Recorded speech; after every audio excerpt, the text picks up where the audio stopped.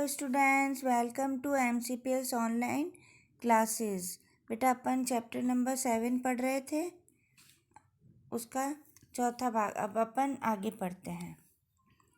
चलता है, letter box कह रहा है चलता है पता तो चल जाने दो, मेरी तरह यहाँ रात दिन बैठकर दिखाएं तब पता चले।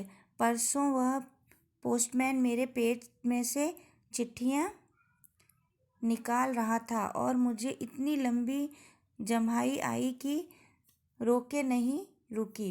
अब वो कह रहा है कि मतलब है ना, मैं कितना बोर होता हूँ यहाँ पे बैठा बैठा और परेशान हो जाता हूँ खड़ा खड़ा। तो वो अब है ना, वो आया पोस्टमैन और मेरे पेट में से वो लेके गया, तो मुझे कितनी ज़ोर से जमाई आ रही थी। फिर जमाई लेते लेते भी उसने काम किया। वह देखता ही रह गया, चिट्ठियों का बंडल बनाकर जल्दी जल्दी चलता बना वह।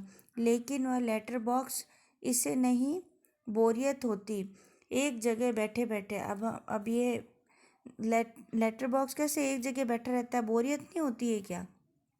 आप लोगों को बेटा एक जगह बिठा दे तो आपको बोरपन लगता है ना, कि नहीं हम इधर उधर घूमे फिरे, है ना।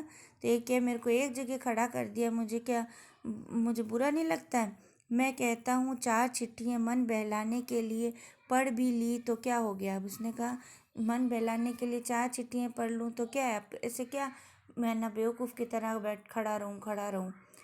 तो मैं अपना दिल बहलाने के लिए चिट्ठियाँ पढ़ लेता हूँ।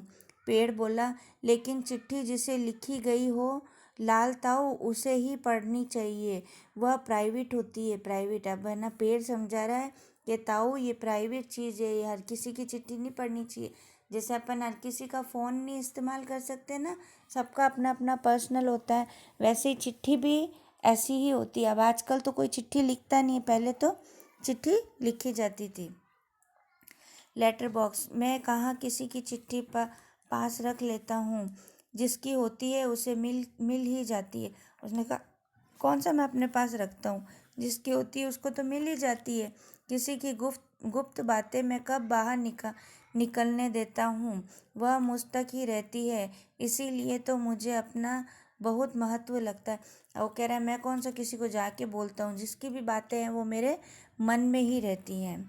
पेड़ कोई आ रहा है लगता है, सब चुप हो जाते हैं। पोस्टर पर बनी नाचने वाली का संतुलन फिर से बिगड़ता है, फिर पहले की तरह स्थिर और स्तब्ध हो जाती है।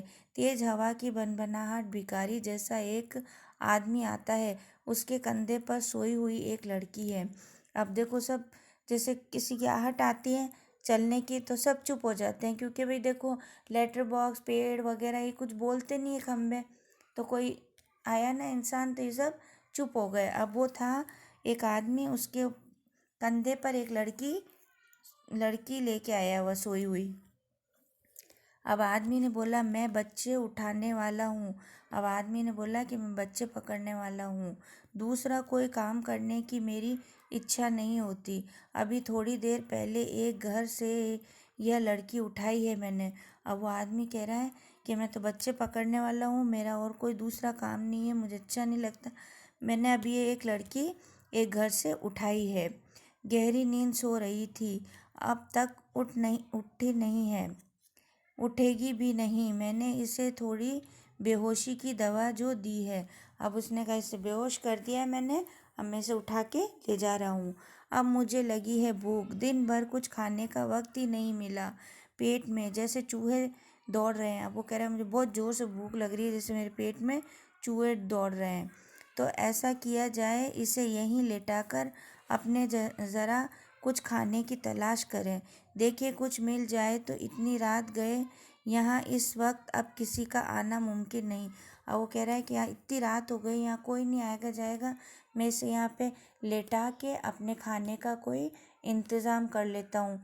ये बेटा चोर है, ये जो होते ना बच्चे पकड़ने वाले वो हैं, ये एक बच्ची को पकड़ के ले जा रहा था, बाहर घूम रही होगी वो, तो उसको उठा के लेके आ गया।